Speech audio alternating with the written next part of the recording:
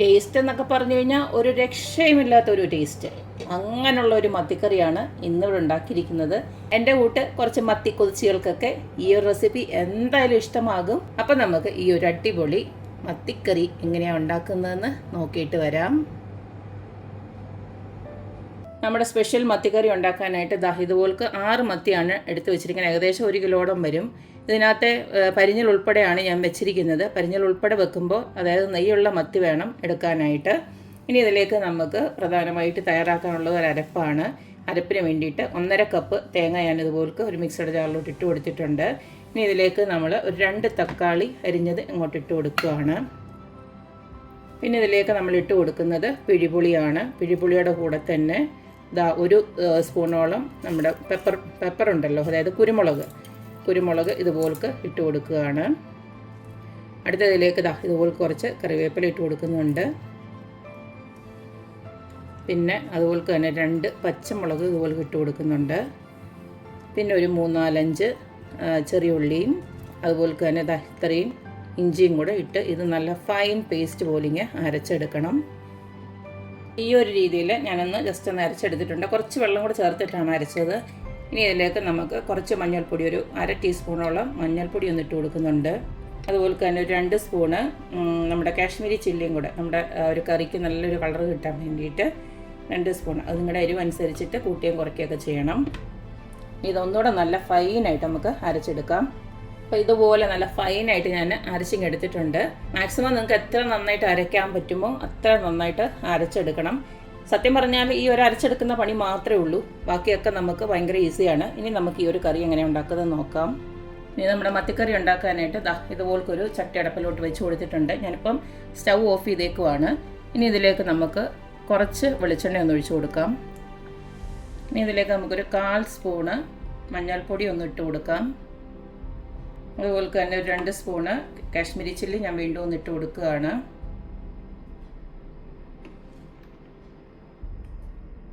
ഈ 2 പൊടികൾ ഇട്ടതിന് ശേഷം ഞാനിപ്പം സ്റ്റൗ ഒന്ന് ഓണാക്കി കൊടുത്തിട്ടുണ്ട്. ഇതിന് ചെറുതായിട്ടൊന്ന് മൂത്ത് വരുമ്പോൾ നമ്മുടെ അരപ്പങ്ങോട്ട് ഒഴിച്ചു കൊടുക്കാം. അപ്പോൾ എണ്ണ ചെറുതായിട്ടൊന്ന് ചൂടാവാൻ തുടങ്ങിയിട്ടുണ്ട്, ഒരുപാട് കരിയരുത്. ഇനി നമുക്ക് ഈ അരപ്പങ്ങോട്ട് ഒഴിച്ചു കൊടുക്കാം. ഇതിൻ്റെ കൂട്ടത്തിൽ തന്നെ നമുക്ക് ആവശ്യത്തിനുള്ള ചാറിന് ആവശ്യമായിട്ടുള്ള വെള്ളം കൂടെ ഒഴിക്കാം. അപ്പോൾ ഞാൻ ആ മിക്സിയുടെ ജാറ് കഴുകി ഏകദേശം 1 ഗ്ലാസ് വെള്ളം കൂടെ ഒഴിച്ചു കൊടുക്കുന്നുണ്ട്. ഇനി ഇതിലേക്ക് നമുക്ക് കുറച്ച് കറിവേപ്പിലയോടെ ഇതുപോലൊന്ന് ഇട്ട് കൊടുക്കാം. അതുപോലെ തന്നെ നമ്മൾ ഇതുവരെ ഉപ്പ് ചേർത്ത് കൊടുത്തിട്ടില്ല, ഉപ്പും കൂടെ ചേർത്ത് കൊടുക്കാം.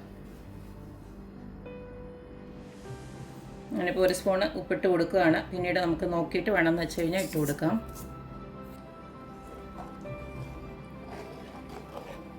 ഈ ഒരു അരപ്പൊന്ന് തിളച്ച് വരട്ടത് കഴിയുമ്പോൾ നമ്മുടെ മത്തി നമുക്കൊന്ന് ഇട്ട് കൊടുക്കാം. നമ്മളിങ്ങനെ ജസ്റ്റ് ഒന്ന് ഇളക്കിയതിന് ശേഷം ഒന്ന് ഉപ്പ് നോക്കാം. ഉപ്പ് ഇത്തിരി ഒന്ന് മുന്നോട്ട് നിൽക്കണം, മീനയിലൊക്കെ പിടിച്ച് കഴിയുമ്പോൾ അല്ലെങ്കിൽ ഉപ്പ് കുറവായിട്ട് തോന്നും. അപ്പോൾ ഇതുപോലൊന്ന് ഇളക്കിയതിന് ശേഷം ഉപ്പൊന്ന് നോക്കിയിട്ട് വേണമെന്ന് വെച്ച് കഴിഞ്ഞാൽ നമുക്ക് പിന്നെ ഒന്ന് ഇട്ട് കൊടുക്കാം. ഇതിപ്പോൾ ഇട്ട് കൊടുത്ത ഉപ്പ് കുറവാണ്, ഞാനൊരു 1/2 സ്പൂണോടെ ഇട്ട് കൊടുക്കുകയാണ്. നമ്മുടെ അരപ്പൊക്കെ നന്നായിട്ട് ഇതുപോലെ തിളച്ച് വരാൻ തുടങ്ങിയിട്ടുണ്ട്. ഇനി നമ്മുടെ മത്തി ക്ലീൻ ചെയ്തത് ഓരോന്നായിട്ട് ഇതുപോലൊന്ന് ഇട്ട് കൊടുക്കാം.